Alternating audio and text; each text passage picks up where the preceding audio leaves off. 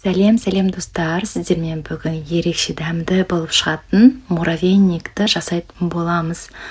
Біз бұнда құрамына тек қана 3 сатты қолдана отырып жасаймыз.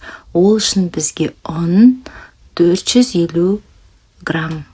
Содан кейін қаймақ 100 грамм өлшеп аласыздар. Кез келген қаймақ бола береді. Содан кейін бізде сары май. Бұл жерде сары майды 200 грамм қылып есептеп алып,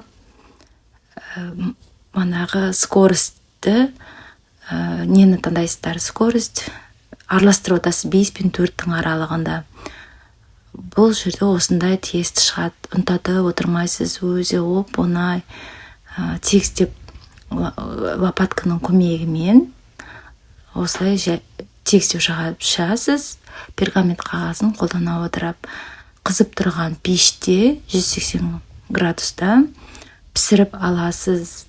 Қып-қызыл қылып алдым мен, осындай болып шықты. Нәтижесінде осындай дәмді сгущенкаға қостым, ақ сгущенка. Жақсылап араластырып қойдым, ас болсын.